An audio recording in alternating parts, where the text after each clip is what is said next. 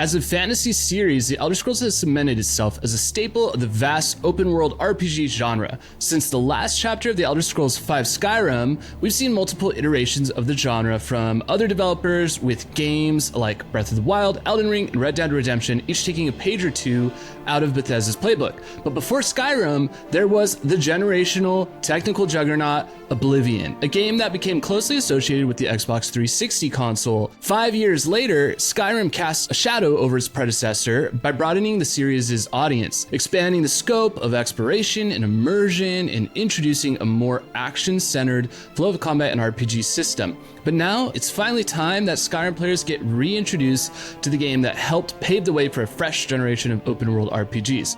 Where Skyrim's frozen tundras brought a Nordic influence to Tamriel, Oblivion's Cyrodiil presented a greener, lusher, foresty region of the continent's imperial capital. There's memes about how many times Skyrim has been re-released, but its predecessor is finally receiving a much-deserved moment in the spotlight.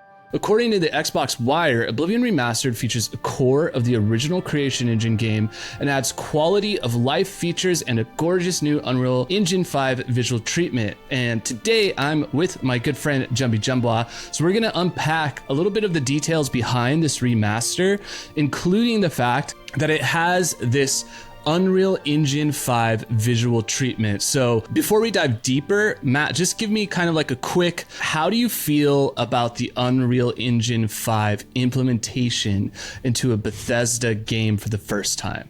Is it perfect? No.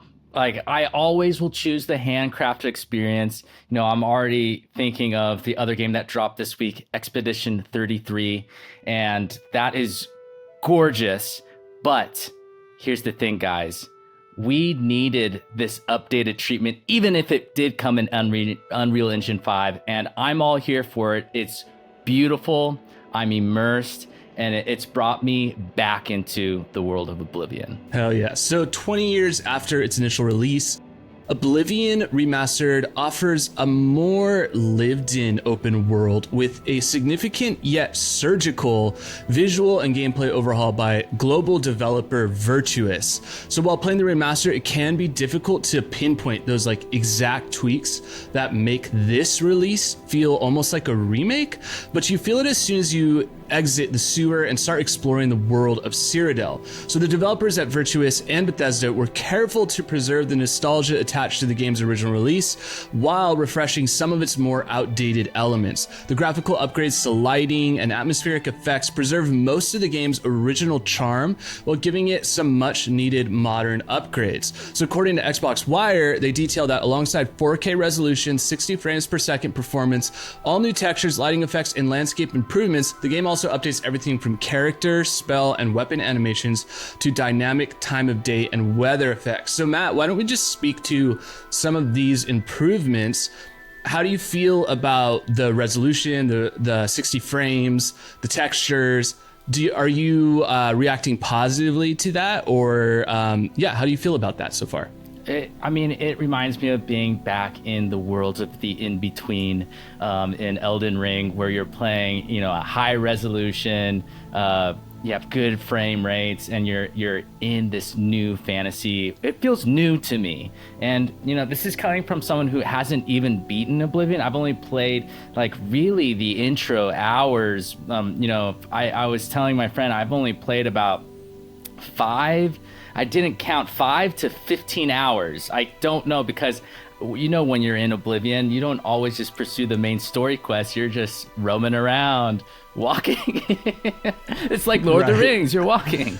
But yeah, it is beautiful, and I love that the frame rates, the performance really makes a difference for me and is keeping me more hooked than I originally was playing going back and playing Oblivion this last year. Yeah, so Virtuous added some quality of life, and here's how they detail it. Xbox Wire says that, you know, you have HUD, menu, and map reworks, improved UI for systems like Persuasion, Clairvoyance, and more, modifications to leveling, encumbrance, non-combat perks, and other mechanics, improved enemy scaling, enhanced accessibility features, additional autosaves, revised first-person and third-person camera. So you were saying that it's a little stickier of a game now because you have that quicker kind of frame time reaction. You have the higher resolution, the new textures. What about some of these quality of life improvements? Do you think they did enough for a new player like you to like want to jump in? They did enough to where I'm not even noticing it. I'm coming from playing like Elden Ring and going into here, and it feels great. It feels normal. It feels like what I want out of a fantasy RPG experience. So good job on them to where these little changes are feeling very connected with modern gamers and their experience playing these RPGs. Yeah, I think I feel the same way. I was playing it with some friends, and we were all just kind of sitting around with it on, and everyone reacted the same, which is like, wow, this game is like really beautiful. Like in a way, it kind of has that like Hogwarts Legacy whimsy of like, it kind of feels just like, it feels newer, but it still feels like it's a fantasy game. And then from the RPG elements, as we were playing it like as a group, just kind of watching, when we would get like that level that you would get, say you're doing like you're running and you get that acrobatics increase of that level, it felt really satisfying. And I don't remember it feeling as satisfying in the original release. I think it's just those subtle kind of minor tweaks that you start to feel and they build up over time. One thing with it being an Unreal Engine 5 visual overhaul is that I was worried it would feel too much like other Unreal Engine 5 games. Like I was worried that it would lose some of that Bethesda charm. Does it still look like a Bethesda game to you? Well, I mean, it kind of does in terms of when I was playing Starfield last year. Like, it has that feel, but does it quite look like how I originally played Oblivion? Sorta. I can see, like, the inspiration there, but it has its own new feel. Like, it's a new... That's why it feels like a remake, Spencer. It has this new charm that is inspired by its old charm, if you catch my drift right with that. Like when I was gonna say, I think of the fan, right? The fan, the elf guy with the blonde hair. Oh yeah, He looks as goofy and silly as the original, but it's almost like it's a whole new art style, which is the Unreal Engine 5, and so it's just kind of tweaking that perception and being like, you got to be open to it and be like, okay, it's new, it feels like a new game, feels like a remake, but it really is just a remaster. It's a new skin. Yeah, I think they did a good job with it, and I'm really curious. I mean, when people, there was always that complaint of, why is Bethesda using the creation engine when there's Unreal Engine 5? I honestly think that narrative has changed now because of so many open world games, remasters, remakes coming to Unreal Engine 5, especially on PC, that I just keep hearing that Unreal Engine 5 on PC is not great. And so I think this was a really safe way for Bethesda to decide if Unreal Engine 5's graphics is worth incorporating into the creation engines, like physics and interactability and all that. And I think I'm pretty happy so far. So far it feels like they've done a good job of, to me, sometimes Unreal Engine 5 can kind of feel like you're moving through a set piece that isn't really meant to be touched.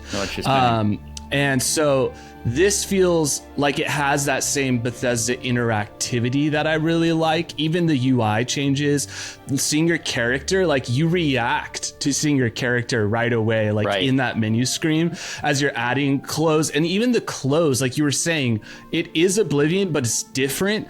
The clothes are richer and way more flamboyant. Like they look silly, kind of like paper dolls in the original, where it's like, it's just one hued green or one hued blue, and it kind of is a little cartoonish. Whereas now you're taking that same color palette, but adding like shinier textures and the way that they light everything. Dimension. It creates this humor because you're taking this kind of cartoony art style and elevating it a little bit more, lighting it, adding more atmospheric effects. And also it's cool to see all the creatures of Oblivion, because that's something as Skyrim players that I think we kind of missed out on, is like seeing the diverse type of creatures. They and look now getting so those new good models though. is, The creatures, even just the Khajiit and Argonians. Wow, like I'm really able to see these guys in modern graphics, and they're even cooler. I never thought I would want to play one of these guys, but now I'm looking at them like they're kind of sick, you know? And so I think with the Unreal Engine 5, they really got the good makeover, you know, side of things with that. Yeah, and we'll go into combat real quick. So one thing I noticed is when you play original Oblivion and you get kind of raided by bandits or something, there is that distance of feeling, you know, seeing that NPC character creator where you kind of don't take them as seriously. You don't build that inner backstory that I think is easier to do with Skyrim.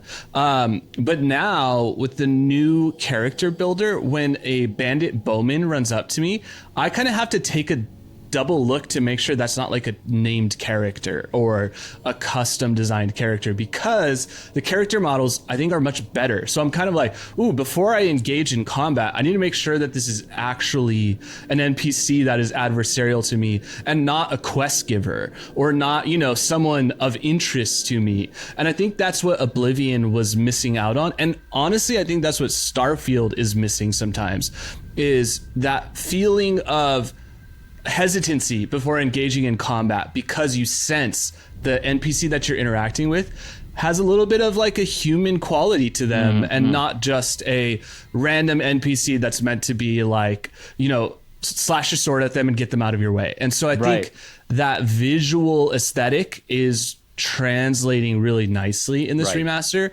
So it makes me excited for Elder Scrolls 6, because I'm hoping that we get these really cool looking NPCs where we kind of go like, oh wow, this NPC looks cool. I don't really want to go into combat with them, but I have to. And that kind of helps build your inner lore of your whatever you're doing, whether you're exploring off the road, is when you could go, oh wow, that person looks like they have a story. Like I can read their facial emotions, and it just heightens everything. So overall combat, how does that feel to you? I want to just piggyback off what you were saying. I totally feel that, you know, and a game that really made me experience that again was Baldur's Gate 3. And we were chatting a little bit about how this game sort of has some of those cool RPG elements that Baldur's Gate 3 had, especially with that interactivity on with those bandits that walk up on you. Even the goofy things that they're saying, it feels more personal just because of, I even love the new facial animations when they're talking. It's so good. Right. And it's just a great experience. With combat, I feel like here's the thing. I feel like it hits heavier. It's more appealing and visually awesome. And there's some more impact I see and more of a tactile feel, kind of like we got with Skyrim. And I wanted that. That's something I missed when I was playing the original Oblivion, where I was joking around like my sword's just flying around like this, like I'm waving a wand, you know? It doesn't feel that way anymore. And I'm glad. Maybe some of you guys missed that, you know? Maybe that was part of the charm with the combat. But for me, I like when I play a game with the sword, I want to feel it tear through, slice through my enemy. It has this satisfying effect, and I was really excited to see that. Oh, in the menu, there's like turn up max vibration, like haptic feedback setting. But I was disappointed when I went and started fighting because I got barely any haptic feedback. You know, I think of playing games like Ghost of Tsushima, which is a PS4, generation game. That game got a better haptic feedback when it got moved to PS5. So I feel like they had a really cool opportunity to have more of a haptic feedback with the PS5 controllers. And maybe all you guys playing on PC don't even care about this, but as a PS5 player, where that is one of the perks of owning a PS5 and having that controller, it was a big disappointment for me when I was like, okay, this is hitting heavier, looks great, but I'm barely feeling this in my controller, and older games that got moved to the PS5 have better haptics. Interesting. Yeah. Yeah, I wonder if that's something that will come as an update. I hope just so. because I know on Xbox it feels pretty good, but I also wasn't paying attention too much. So I wonder if it's a case of like trying to create a port that works on PS5, PC, and Xbox, and having to do a little bit more bare bones on the specific features.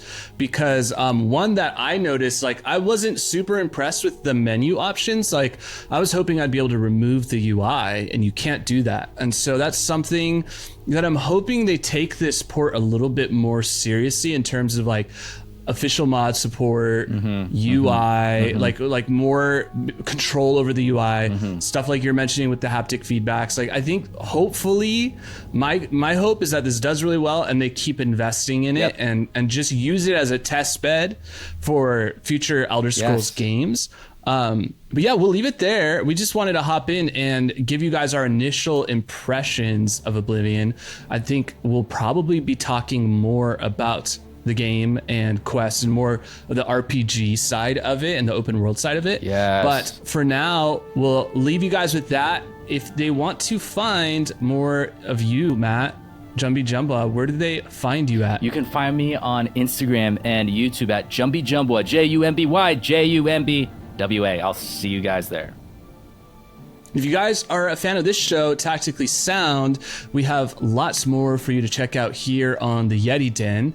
And yeah, please subscribe, leave a comment, tell us what you guys think about the Oblivion Remaster so far.